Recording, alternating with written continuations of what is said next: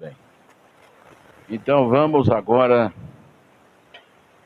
para os nossos compromissos. E hoje é a última parte das chaves do reino. Nós vamos ler novamente capítulo 6 de Mateus. Eu convido você a abrir sua Bíblia. Capítulo 6 de Mateus, verso 9. Verso 9. É o terceiro domingo que nós estamos falando desse assunto. Mas hoje nós encerramos em nome de Jesus. Amém? Temos certeza que vamos ser edificados pela palavra do nosso Deus. Mateus capítulo 6, verso 10. Aliás, verso 9. Diz assim: portanto, vós orareis assim: Pai nosso que estás nos céus, santificado seja o teu nome. Venha o teu reino. Seja feita a tua vontade, tanto na terra como no céu. O pão nosso de cada dia dá-nos hoje. Perdoa-nos as nossas dívidas, assim como nós perdoamos aos nossos devedores. Não nos deixeis ou não nos induzas à tentação, mas livra-nos do mal, porque teu é o reino e o poder e a glória para sempre. Amém. Glória a Deus. Feche os seus olhos e vamos orar. Faça a sua oração, peça ao Senhor: Senhor, fale comigo nesta manhã. A tua palavra é remédio. A tua palavra é remédio para os nossos ossos. A tua palavra é poder de limpeza, de santificação. A tua palavra é milagre. Aleluia! Nosso Deus e nosso Pai, muito obrigado por estarmos nesta manhã na tua presença. Eu te peço, meu Deus, abra as comportas dos céus e derrame sobre nós o teu Espírito Santo. Abençoe os músicos, cantores, abençoe os diáconos, os pastores, abençoe cada irmão, cada irmã que está aqui, que a tua graça seja derramada, que o teu Espírito seja derramado sobre nós. Tenha misericórdia, nos abençoe, Pai. Abençoe, fale conosco nesta manhã. Eu te peço em nome do Senhor Jesus, que a tua unção, que a tua bênção possa ser derramada sobre nós. Fale conosco e nos abençoe em nome do Senhor Jesus. Amém, amém. Volta para mim do jeito que estava por gentileza, o retorno. Ou aí abaixa lá para trás para mim, por favor. Podei-vos assentar, irmãos. Aí, obrigado. Glória a Deus, obrigado. Muito bem. Jesus, ele ensinou através da oração 7 elementos que a nossa oração... Dá uma novamente, volta como estava no primeiro, João, por favor. Parece que está um pouquinho para lá. Põe um pouquinho de retorno para mim então, por gentileza. Glória a Deus. E quiser baixar, está muito alto aí para trás? Tá bom aí para trás? Tá bom? Obrigado.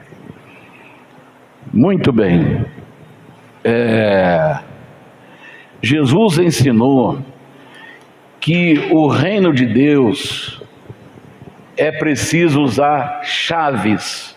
Ele disse para Pedro assim: Pedro, tu és pedra, e sobre essa pedra edificarei a minha igreja. Muita gente confunde que Jesus estava edificando sobre Pedro, que é pedra.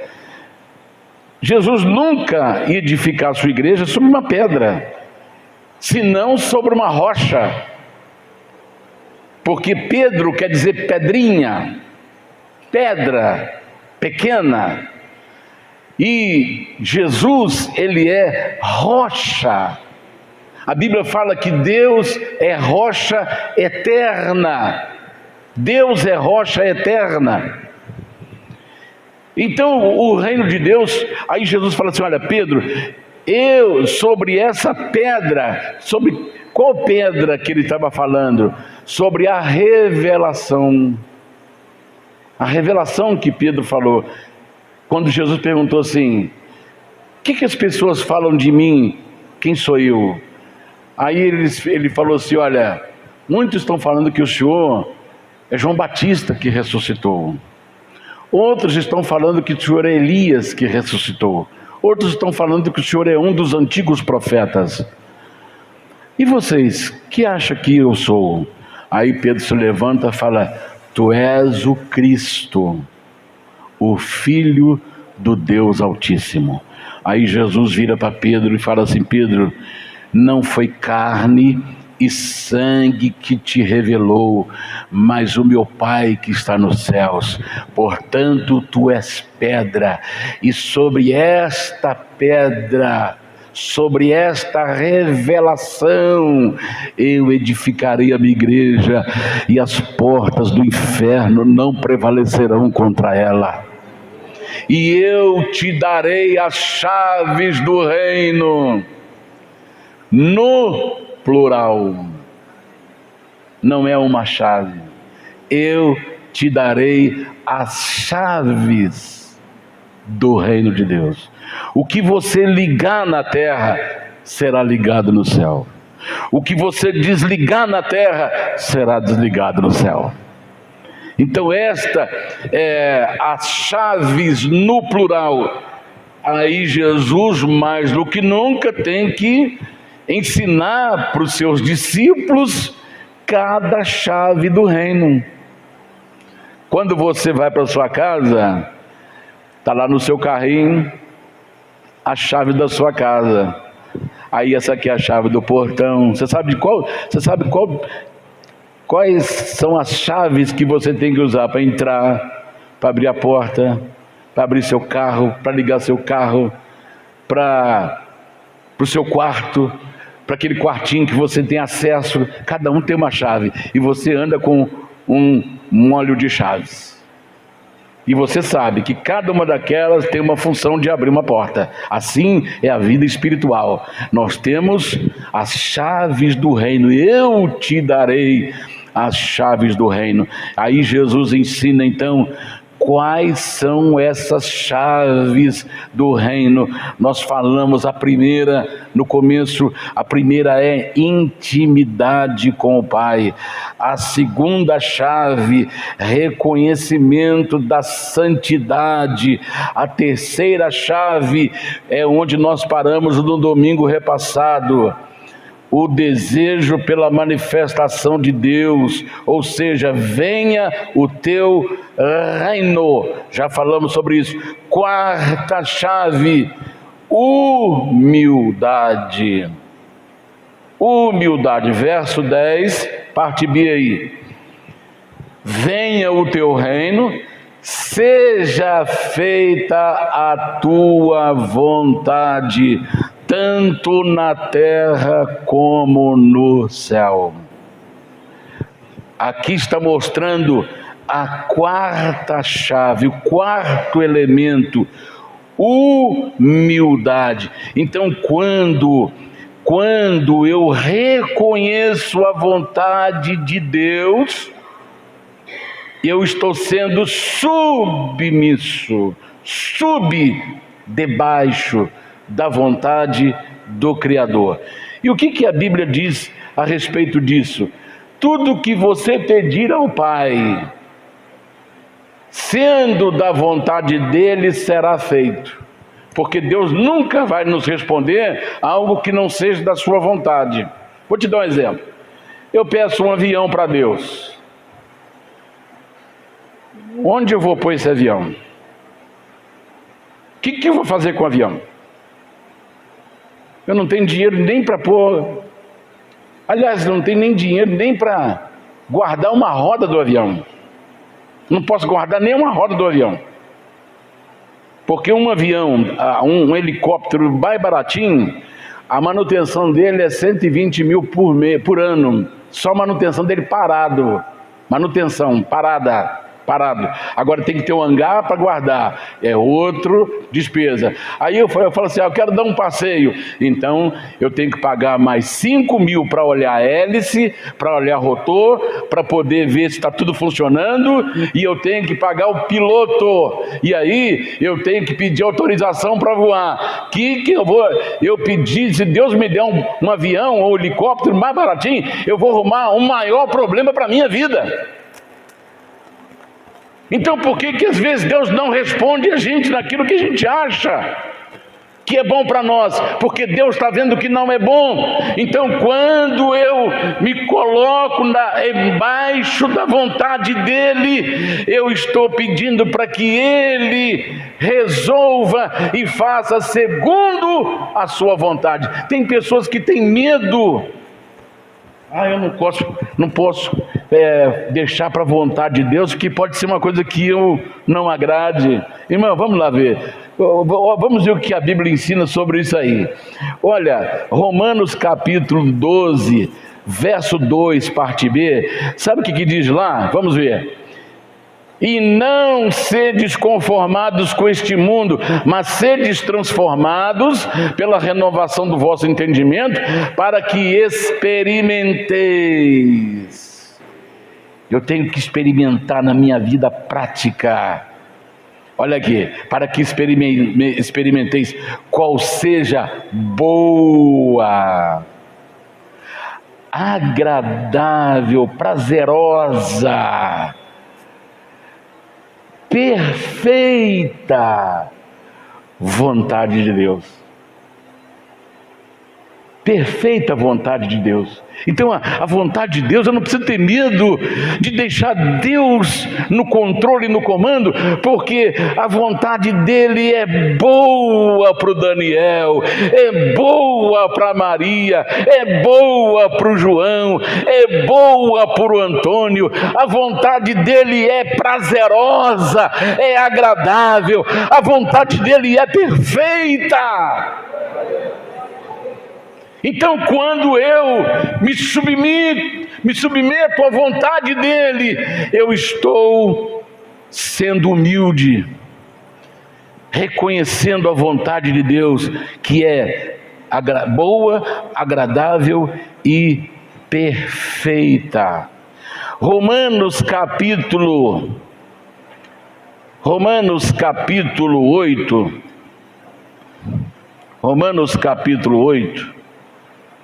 verso 28, olha o que diz aí. E sabemos que todas as coisas contribuem juntamente para o bem daqueles que amam a Deus, daqueles que são chamados segundo o seu propósito. Então está acontecendo alguma coisa com você, comigo? Está acontecendo alguma coisa de estranho na sua vida? Você é um homem de Deus, você é uma mulher de Deus, você é um filho de Deus. Não se assuste, porque aquilo está fazendo parte de uma contribuição para o bem daqueles que amam a Deus e daqueles que foram chamados segundo o seu propósito. Deus está te lapidando. Se você acha uma pedra bruta, ninguém valoriza aquela pedra bruta, mas quando ela passa pela mão de um lapidador, de um especialista em joias, em fazer lapidação, aí você fala assim: olha, esta pedra passou pela mão do joalheiro fulano de tal, então ela é por isso que ela tem esse valor extraordinário. Eu me lembro de um diamante que foi encontrado na sua pedra bruta. Ele levou 3 anos para ser lapidado. Primeiro ele foi estudado minuciosamente pelo tamanho da pedra, e ele foi lapidado nos porões para que ninguém pudesse interromper o lapidador. Ele ficou 1 ano só estudando a pedra desse tamanhozinho. Um ano olhando onde que ele tinha que cortar, olhando aonde que ele tinha que fazer as facetas. E depois ele levou, quando ele estudou a pedra, um ano sem ver, encontrando pouco com a família dele. 2 anos para lapidar uma pedrinha desse tamanho. 2 anos. Quando ela foi lapidada, ele pegou assim, ela com aquele orgulho, aquilo jogava faísca de fogo para todo lado. Aí o que ele fez? Ele reuniu antes de entregar para a empresa que comprou a pedra e mandou lapidar, antes de entregar 3 anos numa pedra. Quando ele entrega, antes de entregar, ele chama a família dele e vai lá para os porões de onde foi o lapidário. Ali ele põe a pedra no chão, em cima de uma colcha macia. Aí ele fala com os filhos: sentem aqui e olhem essa pedra. Aí as crianças olhavam aquilo, jogando fogo para todo lado. Então eu quero dizer para você, hoje olha para você, você está aí cabisbaixo, sofrendo, às vezes perseguição, você está chorando, às vezes você fala assim: eu estou desanimando. Guarde e não se preocupe, porque o grande lapidador, ele está trabalhando na minha vida, ele está trabalhando na sua vida, para fazer de você uma joia cara. Aleluia!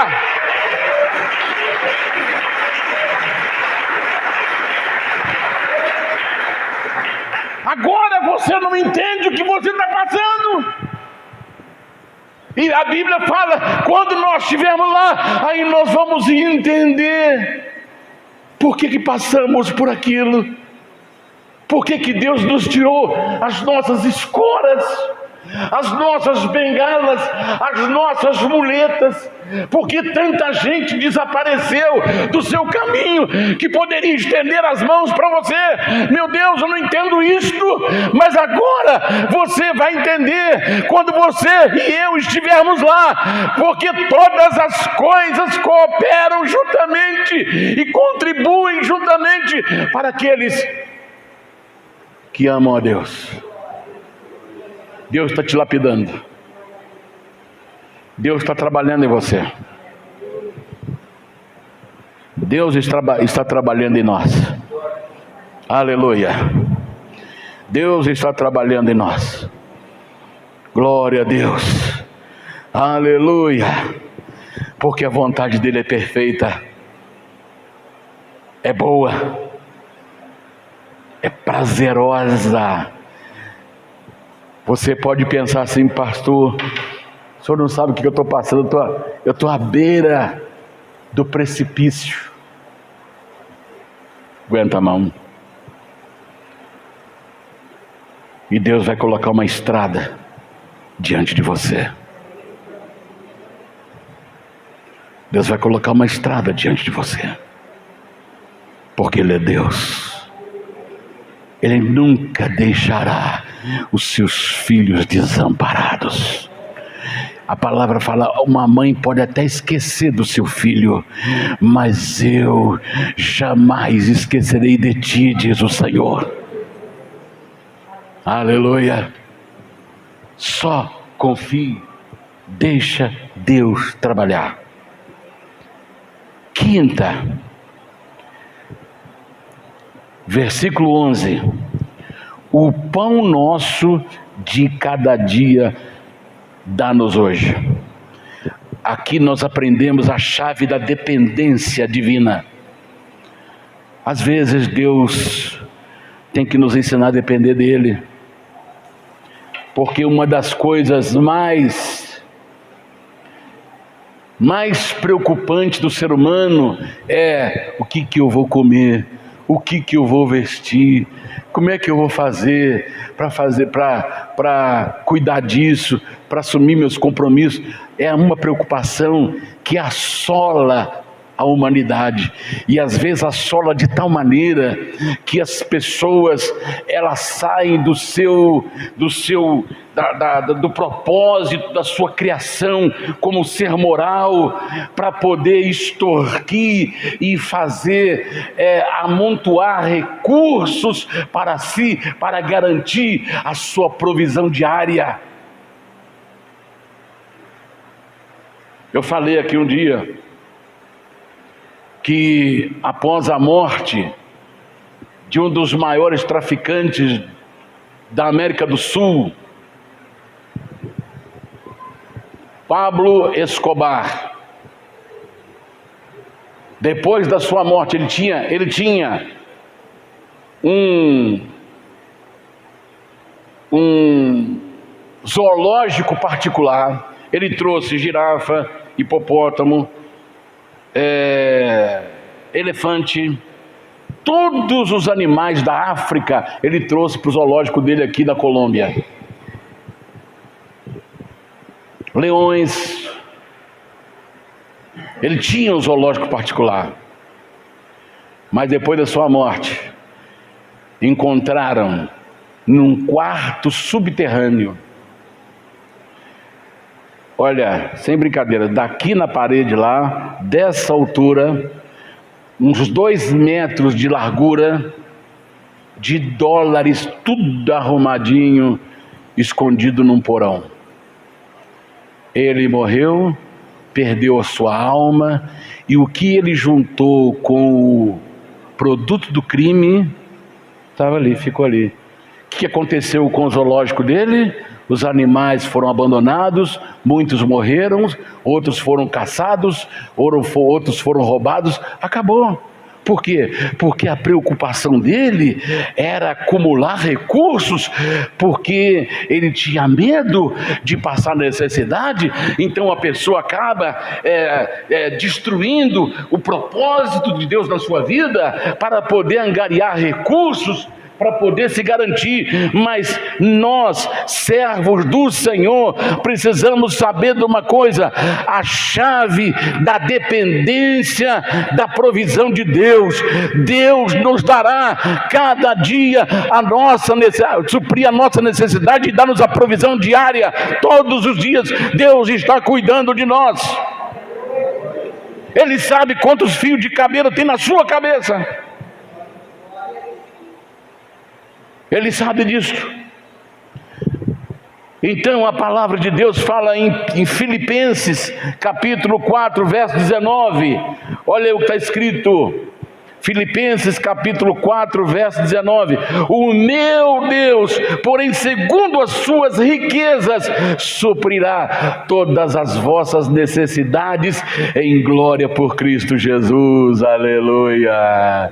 Ele vai suprir as nossas necessidades físicas, Ele vai suprir as nossas necessidades psicológicas, Ele vai suprir as nossas necessidades emocionais, Ele vai suprir as nossas necessidades espirituais, Ele vai suprir todas as nossas mais profundas necessidades, porque o meu Deus, segundo a sua riqueza, suprirá todas as vossas necessidades em glória por Cristo Jesus. Aleluia. O Salmo 23, o Senhor é meu pastor. Pode completar. O Senhor é meu pastor. Nada.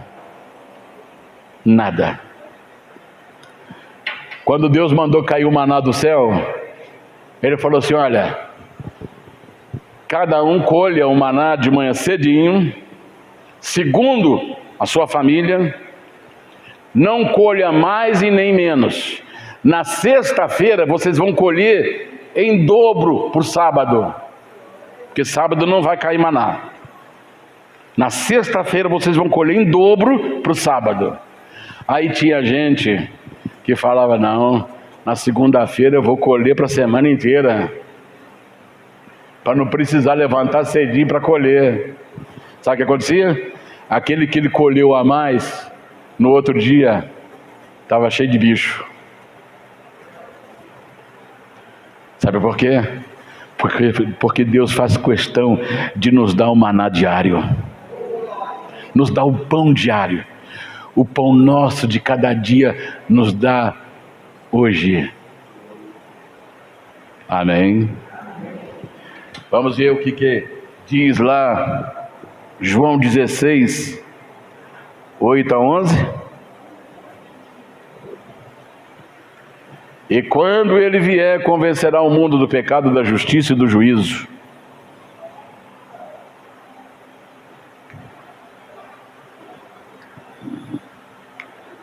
Ah, não, esse aí já é outro versículo. É capítulo 4 de Mateus. Obrigado, desculpa aí, Jô. Capítulo 4 de São Mateus. Sabe onde o inimigo tentou pegar Jesus? Olha aí onde ele tentou pegar Jesus. Porque ele sabe que o ser humano tem necessidades materiais. E Jesus estava com fome. Versículo 3. E chegando-se a ele o tentador, disse: se tu és o Filho de Deus, manda que estas pedras se tornem em pães. Jesus estava 40 dias que não comia. Então falou em pão, logo você pensa na comida. Quando ninguém fala em comida, quando você está com fome, você vai levando. Mas quando fala em comida ou alguém começa a fazer... Eu já até falei isso aqui uma vez, nós fizemos jejum de 72 horas. Tinha gente que não aguentou, 72 horas sem comer, só bebendo água. Eu não levei nada. Nós fomos para o meio do mato, sem levar nada para comer. Falou, vou entregar o jejum meia-noite, na quarta-feira, meia-noite em casa. Saímos na segunda de manhã, começamos domingo meia-noite, para entregar na quarta-feira, meia-noite. Aí, na casa onde nós fomos ficar, a pessoa que de vez em quando passava lá, deixava fubá no armário. Aí eu estou lá orando, eu estou sentindo um cheiro de fubá queimado. Aí levantei, fui lá ver. Ele falou, olha, pastor, eu não consegui ficar os 3 dias, então eu achei um fubá aqui, eu estou pedindo a Deus perdão, e vou comer esse fubá torrado, e depois vou recomeçar o meu jejum. Falei, vai em frente. Aí o outro de manhã, pastor, eu sonhei que eu estava correndo atrás de porquinho, para pegar o porquinho para me comer. Nós estávamos dentro do mato, que não tinha nem comércio de nada. Tinha irmãos que sentiam o cheiro de pão. Já viu quando a padaria está assando pão, que o cheiro se espalha? Pastor, eu senti cheiro de pão fresquinho. Falei, então, você vê como é que o inimigo, ele tenta de todas as formas pegar naquela hora que você está fragilizado. Por exemplo, você brigou com seu cônjuge. Ah, vou sair para esfriar a cabeça. Falou, opa, vou arrumar alguém para conversar com ele ou com ela. Então você discutiu com o seu cônjuge, não saia de casa. Ah, eu vou para a rua. Não vai para a rua. Fique em casa. Fala assim, esposa, amarra meu pé com a corda na beira da cama. Amarra meu pé. Sabe por quê? Porque assim que você sair, o diabo vai colocar alguém no seu caminho. Se você é mulher, ele vai colocar um homem. Se é homem, ele vai colocar uma mulher. Ah, eu estou vivendo uma situação agora assim. Não. Põe a tua cabecinha no meu ombro e chora. Para que você vai ficar sofrendo por uma pessoa? Olha quantas pessoas tem aí. É assim que o diabo faz. Ele vem sempre no lado que nós estamos mais fragilizados. Jesus estava fragilizado com a fome. Aí ele se apresenta, ó, se você é filho de Deus, torne essas pedras em pães. 40 dias sem comer. ele fala em pão. Ah, meu Deus, falou em comida. Aí, o que Jesus respondeu? Nem só de pão viverá o homem, mas de toda a palavra que sai da boca de Deus. A palavra de Deus é pão para a nossa alma, é pão para a nossa vida espiritual. A palavra de Deus é alimento para a nossa vida. Moisés ficou 40 dias no Monte Sinai, e quando ele desce do monte, a glória de Deus era tão grande que o seu rosto brilhava, porque ele foi sustentado e alimentado pela palavra. Nem só de pão viverá o homem, mas de toda a palavra que procede da boca de Deus. Dependência na provisão divina. Sexto, consciência da necessidade do perdão divino. Está aí, versículo 12. Perdoa-nos as nossas dívidas, assim como nós perdoamos aos nossos devedores. Muito bem. Muito bem. Lá no capítulo 18 de Mateus mesmo, Jesus contou a parábola do servo incompassivo, ou seja, sem compaixão. O rei, ele conta assim, o rei, está aqui ó, por isso o reino dos céus, capítulo 18 de São Mateus, verso 23. Por isso o reino dos céus pode comparar-se a um certo rei que quis fazer conta com seus servos.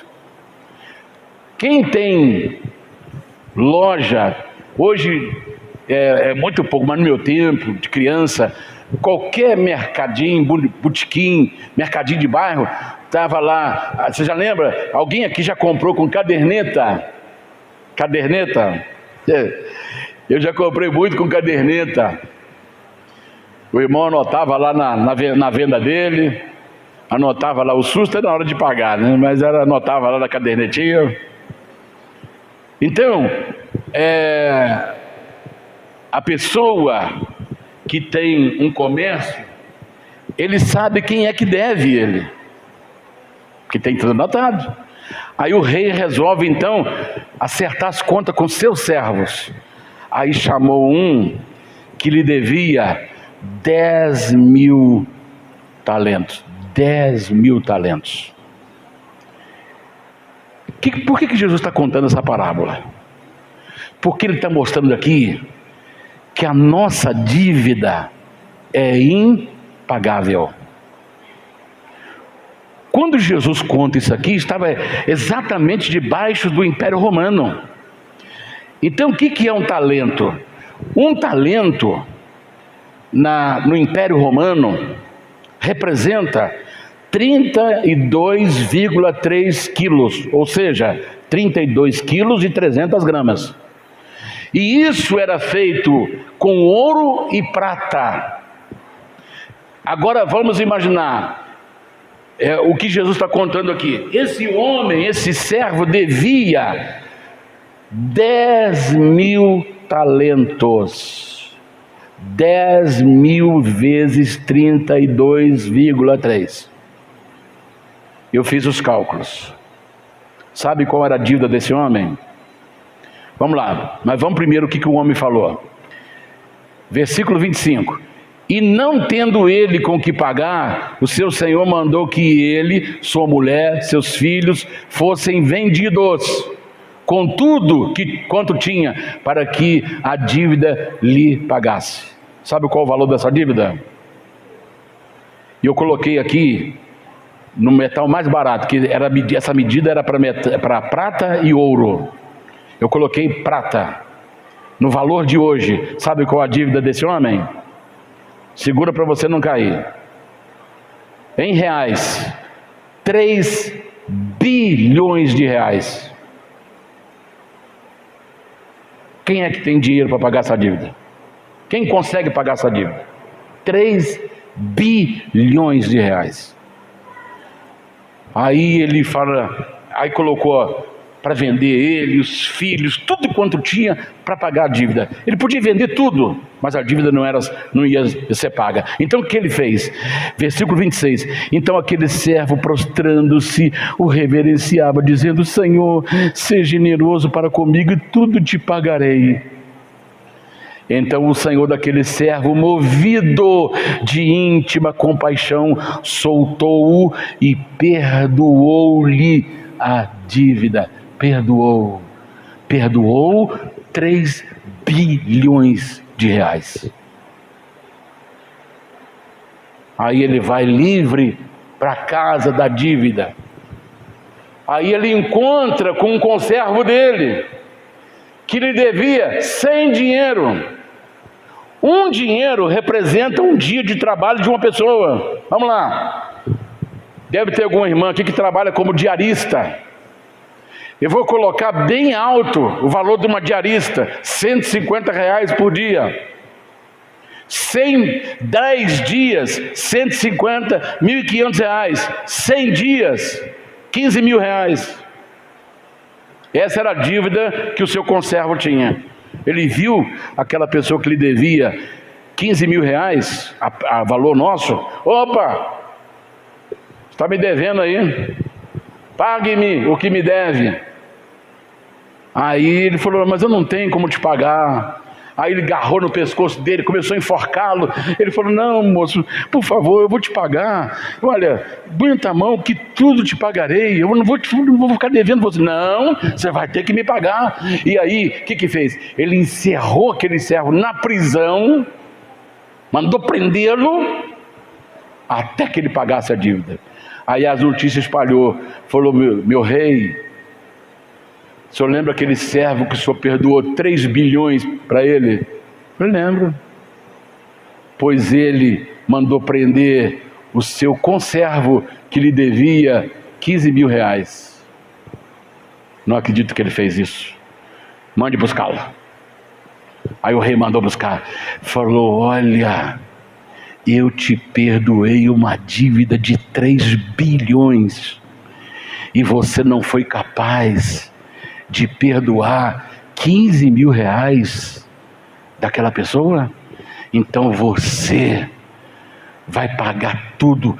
E a palavra fala que o rei mandou prendê-lo com tudo que ele tinha até que a dívida fosse paga. Aí Jesus fala assim: assim, versículo 35, assim vos fará também meu Pai Celestial, se do coração não perdoardes cada um ao seu irmão as suas ofensas. Irmão, o que Jesus quis dizer com isso? Que a nossa dívida era impagável. E o que Jesus fez com a dívida do Daniel? Pegou a minha dívida e cravou a minha dívida na cruz. Cravou a minha dívida. Então a palavra fala que nós temos que ter consciência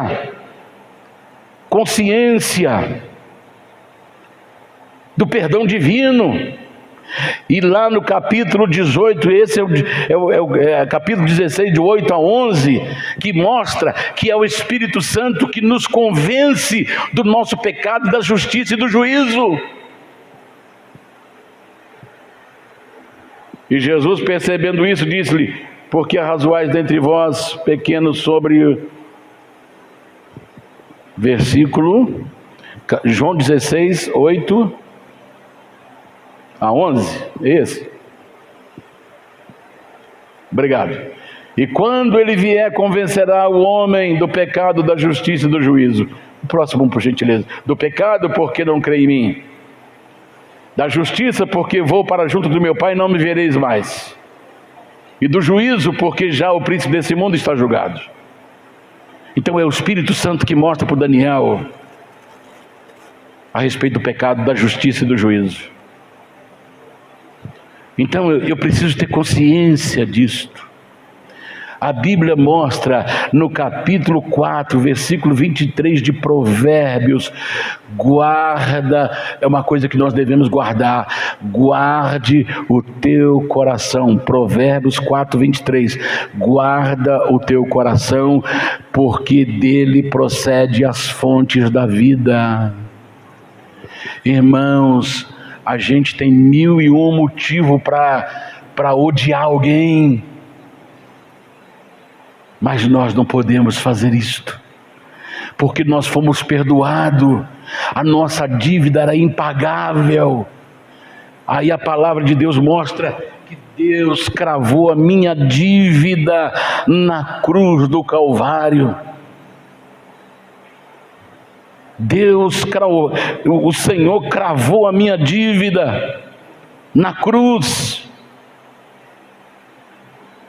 Diz a palavra do Senhor, a nossa dívida ela foi cravada na cruz. Então nós não podemos manter às vezes uma raiva de alguém, ódio de alguém, porque se nós fomos perdoados em nossas dívidas, olha o nosso passado. Se eu olhar o meu passado, eu tenho vergonha dele. Se você vê o seu passado, você tem vergonha dele. Agora veja o quanto Deus nos perdoou de coisas que nós não tínhamos como pagar. E aí alguém fala alguma coisa e a gente fecha para aquela pessoa, não perdoa.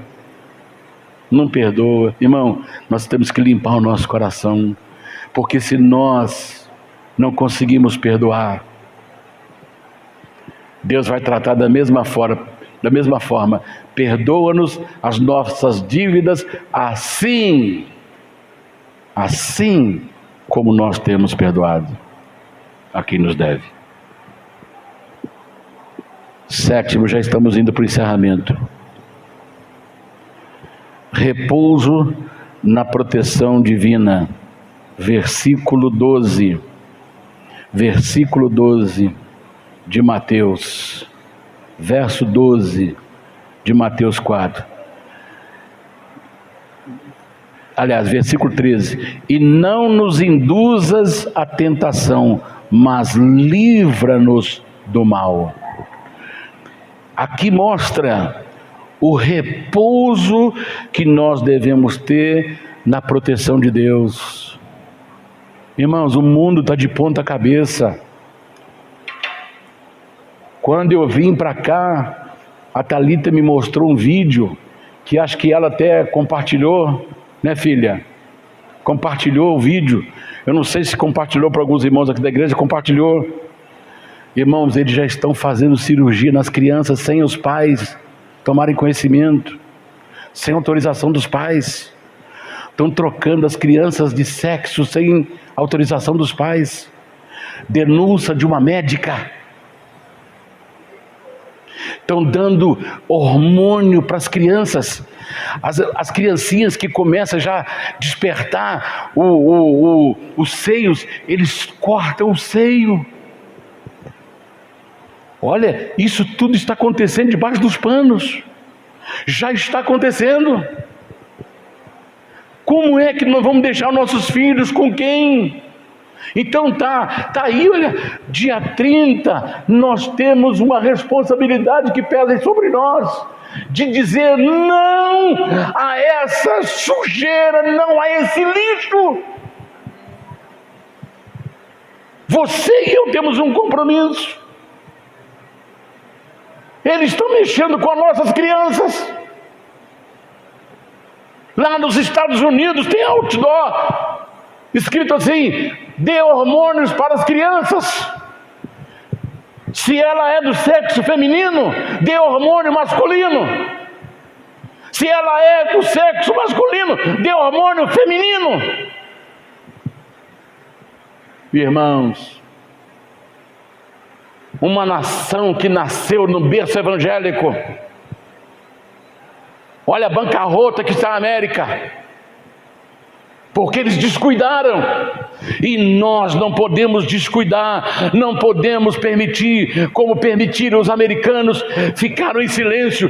Diz um escritor, aliás até pastor americano: eu não fico preocupado com, acho que é o barulho dos, como é que é? Com o grito dos maus, mas eu fico preocupado com o silêncio dos justos. É isso mesmo? Obrigado. Irmãos, nós não podemos ficar em silêncio. Nós não podemos pactuar com isto. Não podemos pactuar com isto.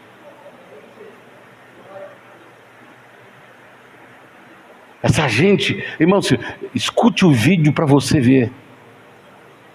É assustador. Coitadinho das inocentes crianças. Então, irmãos, a palavra de Deus ensina para nós que nós precisamos repousar na proteção de Deus. Repousar na proteção de Deus. Às vezes, o inimigo quer nos tentar e nos jogar contra Deus. O que é tentar? Não nos induzas à tentação. Deus não tenta ninguém. Tentar é induzir a fazer coisa errada. Dificilmente alguém vai induzir uma pessoa a fazer a coisa certa, porque o certo já habita na pessoa, porque ele é um ser moral. Quando uma pessoa é convidada a fazer o certo, é porque ele está fazendo errado. Mas o certo já está dentro da nossa consciência. O certo, porque nós somos ser moral, dotado de consciência, de livre-arbítrio, de senso de juízo, de valores, de escolhas. Nós já temos isso impregnado em nós. Agora, quando fala não nos induzas à tentação, mas livra-nos do mal, ensinando para nós a dependência total em Deus, repousar na proteção divina. Salmo 91, aquele que habita no esconderijo do Altíssimo, à sombra do Onipotente descansará. O nosso descanso, a nossa proteção está em Deus. Ser tentado é ser alguém levado a fazer coisa errada, mas também nós temos que evitar tentar a Deus, que existe uma diferença aí entre ser tentado e tentar a Deus. Tentar a Deus é quando eu falo assim: Deus está comigo, eu posso passar por ali, ou eu posso atravessar a rua sem olhar que os anjos estão aí me guardando. Não, eu estou tentando Deus. Foi o que Satanás fez com Jesus. Se você é filho de Deus, atira-te lá embaixo, porque está escrito: aos teus anjos dará ordem a teu respeito para te guardar em todos os seus caminhos. Jesus, se lançasse lá embaixo, ele ia morrer, porque ele estava como homem. E hoje nós não estaríamos aqui. Mas graças a Deus que ele diz assim: Satanás, não tentarás o Senhor teu Deus. Nós temos que saber a diferença quando é que nós estamos sendo induzidos pelo inimigo e quando nós estamos provocando Deus. Existe uma diferença muito grande. Então, vamos confiar, vamos repousar na proteção de Deus. Deus está cuidando de mim, está cuidando de você. Nenhum mal te sucederá, nem praga alguma chegará à tua casa. 1000 cairão ao teu lado, 10.000 à tua direita, mas tu não serás atingido. Aleluia. E por último, versículo 13, parte B: porque teu é o reino, o poder e a glória para sempre. Amém. Irmãos, aqui é o reconhecimento, a chave do reconhecimento da soberania de Deus. Você já viu que quando uma multidão ora o Pai Nosso, que Ele perdoa as nossas dívidas, assim como nós perdoamos a quem nos tem ofendido. Amém. Já viu que a multidão para aí? Repara para você ver. Muitos que oram o Pai Nosso não reconhecem a soberania divina, porque teu é o reino e o poder e a glória para sempre. Essa aqui é a oração completa. Repara para você ver, quando uma multidão estiver fazendo a oração do Pai Nosso: perdoa as nossas ofensas, assim como nós temos perdoado a quem nos tem ofendido. Amém. Cadê? A quem pertence o poder? A quem pertence a glória? A quem pertence a honra? Não foi falado. Isso quer dizer, eu oro, mas não reconheço a soberania de Deus. E na minha oração tem que ter a chave do reconhecimento da soberania de Deus. Apocalipse capítulo 5, versículo 11 e 12. E olhei e ouvi a voz de muitos anjos ao redor do trono, e dos animais, e dos anciãos, e era o número deles milhões de milhões e milhares de milhares, que com grande voz diziam: digno é o Cordeiro que foi morto de receber o poder, riquezas, sabedoria, força e honra e glória e ação de graças para sempre. Capítulo 5, 8 e 10, mesmo capítulo aí, 8 e 10. E havendo tomado o livro, os 4 animais e os 24 anciãos prostraram-se diante do Cordeiro, tendo todos eles harpas e salvas de ouro e cheias de incenso, que são as orações dos santos. E cantavam um novo cântico, dizendo: digno és de tomar o livro e de abrir os seus selos, porque foste morto e com o teu sangue compraste para Deus de toda a tribo, língua, povo e nação. E para o nosso Deus nos fizestes reis e sacerdotes, e reinaremos sobre a terra. Aleluia. Ele é digno de honra, glória, louvor e ação de graças para sempre. Eu já vou encerrar. Em Reis capítulo 17, verso 9, olha o que diz aí. Já estou encerrando. Reis, 1 Reis 17, 9. 1 Reis 17, 9. Olha aqui. Levanta-te e vai para Serepta. Está falando com quem? Com Elias. 3 anos e meio sem chover. Está faltando comida até na mesa de reis. Preste atenção agora. Levanta-te, porque onde ele estava a água secou, a mina secou, e os corvos não traziam mais pão e nem carne. Então agora, levanta-te e vai para Serepta, que é de Sidom, e habita ali. Eis que eu ordenei. Soberania. Eu ordenei ali a uma mulher viúva que te sustente. Aí você olha, ele chega em Serepta, que é fora de Israel. É como se ele tivesse assim: olha, o povo de Israel não vai cuidar de você, mas eu preparei um ímpio para cuidar de você. Aí você fala: não é possível. Mas sabe por quê? Deus é soberano. Às vezes você vai receber coisas de quem você não espera. Mas essa pessoa nem me conhece. Ele não é crente. Ele não fica na igreja, mas ele vai estender as mãos para você. Sabe por quê? Porque Deus é soberano. Se for preciso, ele usa mula. Se for preciso, ele usa ave. Se for preciso, ele usa quem ele quiser. Porque ele é soberano. Ele é soberano.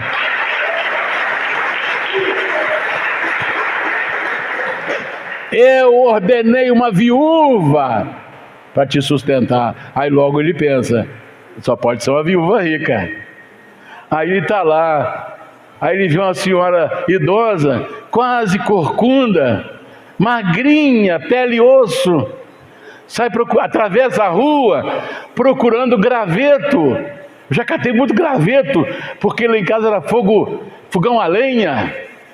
Eu andei com muito molho de madeira, de galho na minha cabeça, eu e meu irmão, para a gente fazer comida.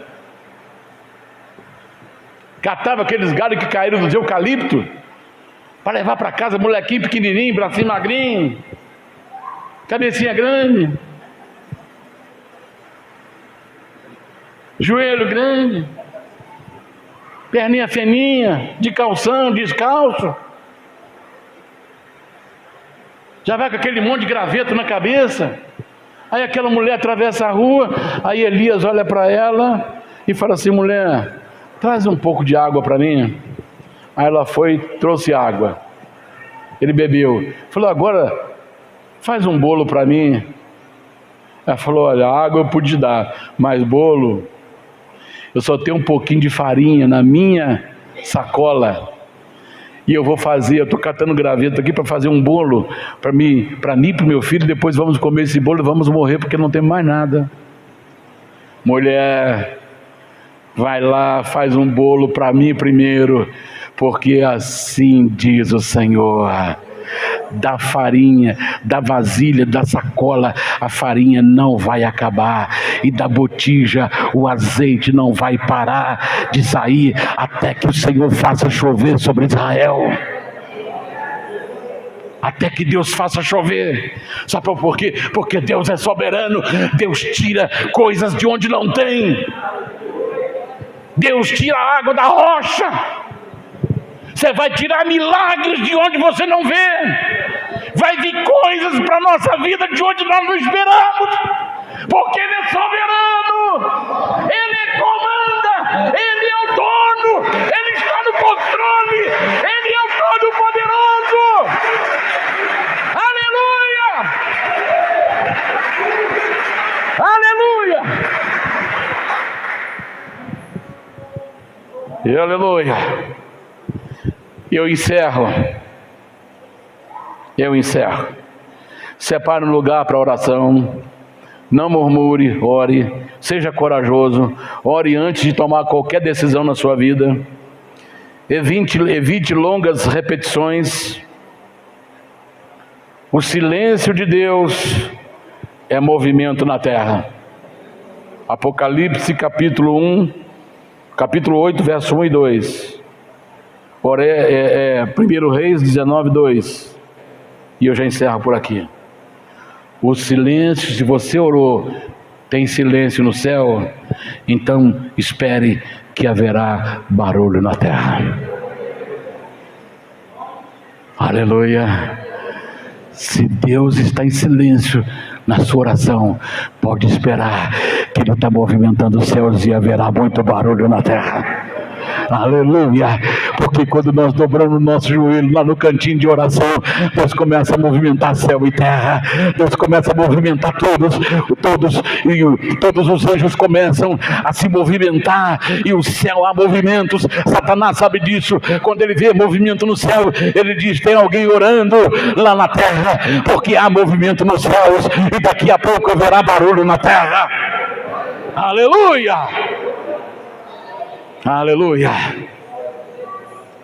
Ore, não pare de orar, porque a oração é a chave do reino. Amém. Deus te abençoe. Fiquemos em pé e vamos orar. Vamos usar nossas chaves. Vamos usar a chave do reino. Você quer ser cheio do Espírito Santo? Senhor, me encha do Espírito Santo nessa manhã. Você está pedindo a cura? Cura minha enfermidade agora, Senhor. você está buscando vitória, então, Senhor, a minha vitória já está garantida. Aleluia. Você está enfrentando uma tribulação, uma adversidade, então Ele está no comando, Ele está no controle, porque todas as coisas cooperam para o bem daqueles que amam a Deus. Senhor, eu estou descansando nos teus braços, porque o Senhor é minha fortaleza, o Senhor é meu escudo, o Senhor é meu broquel, o Senhor é uma proteção individual, mas também é um broquel que é uma proteção coletiva. Aleluia. Os céus serão abertos sobre esse lugar agora. Feche os seus olhos. Aleluia. Oh, aleluia, aleluia. A oração é as chaves do reino. Oh, aleluia. O Senhor está lapidando a nossa vida, Senhor. O Senhor está preparando essa irmã e esse irmão para ser uma joia preciosa e valiosa. Oh, aleluia.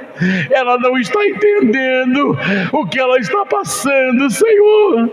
Ela não está entendendo o que está acontecendo com ela, mas ela está sendo lapidada para jogar raios de fogo e de beleza, porque ela será transformada numa joia valiosa. Aleluia. Lapidado não pela mão de um joalheiro, mas lapidada pelo poder do Espírito Santo. Oh, glória a Deus. Aleluia. Aleluia. Aleluia. Oh, aleluia. Aleluia, aleluia, aleluia. Aleluia. A glória de Deus está aqui. A glória de Deus está aqui. Aleluia. Você quer ser cheio do Espírito Santo? Receba agora. Seja cheio do Espírito Santo. Oh, aleluia. Seja batizado no Espírito Santo. Aleluia, aleluia, aleluias. Aleluias. Cura agora, Senhor. Aquele que está precisando de cura, cura agora, Senhor. Cura agora esse corpo doente. Arranca esse tumor, arranca esse caroço, limpa essa pele, limpa esse aparelho digestivo, circulatório, Senhor, respiratório, Senhor, em nome de Jesus. Limpa, Senhor. Limpa o aparelho circulatório. Limpa, Senhor, esse corpo doente. Limpa agora o sangue. Limpa os rins. Limpa o coração. Limpa a alma, limpa o espírito. Faça milagre aqui agora, Senhor. Aleluia, que a tua glória desça sobre este lugar. Aleluia.